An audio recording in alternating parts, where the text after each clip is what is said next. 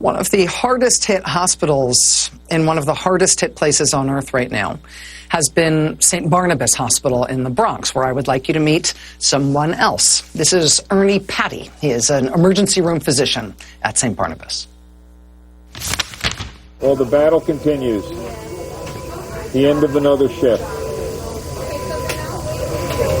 We still have a large number of people intubated down here.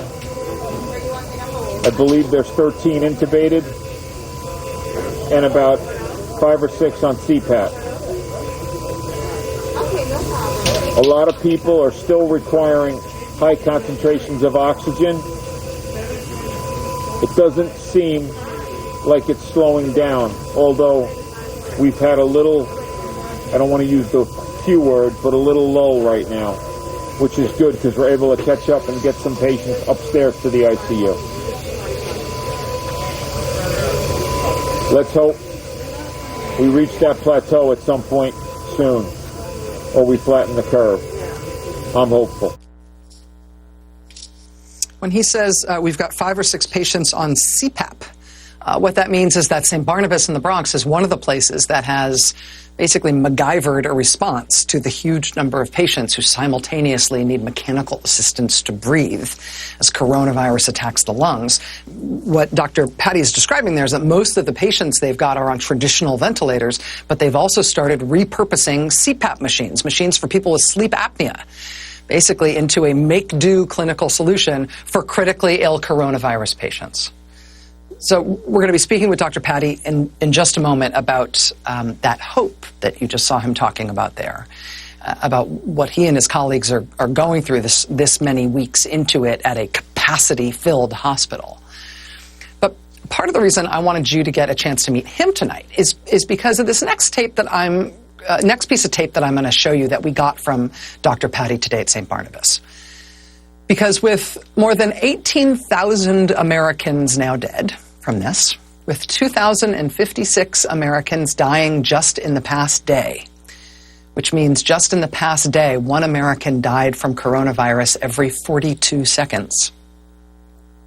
With that many Americans dead, it is one thing to clap for healthcare workers and nurses and doctors, and we should.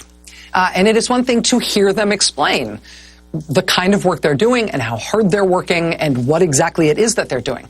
But it's only if we put a camera into one of their hands that we can actually see from their perspective what it's really like when they're doing this work.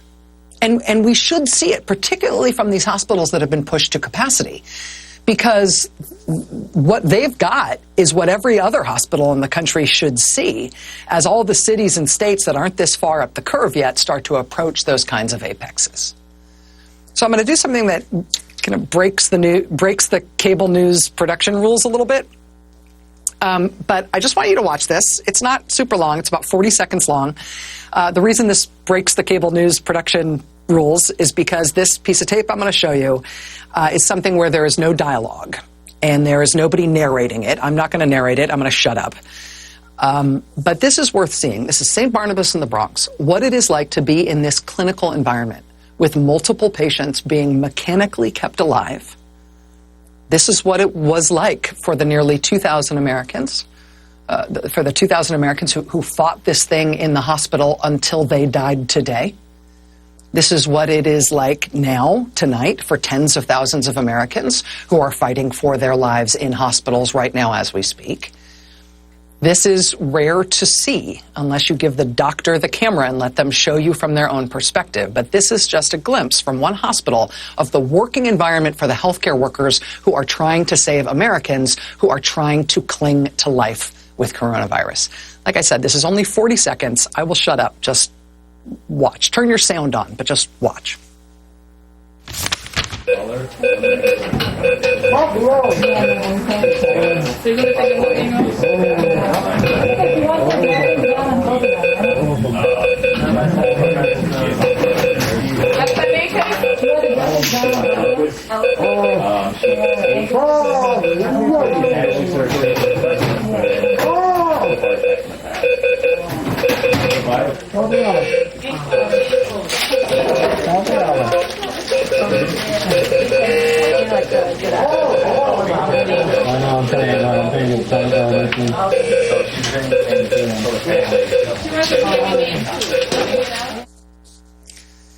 If you know somebody who says, oh, screw these stay-at-home orders, somebody says it's all just a big overreaction, sit them down, turn the sound on, show them that.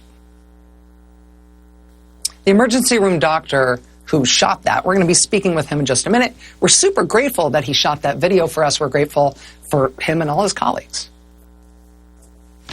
These are the best doctors on the planet. This is right. St. Barnabas, we got the best doctors on the planet. Thank you. Thank you. Barnabas, Dr. Patti, all of our doctors here, the best. That's St. Barnabas. St. Barnabas lost one of its doctors in the past couple of days, a trauma surgeon named Dr. Ronald Verrier. Dr. Verrier was born and raised in Haiti. He was the father of 3 children.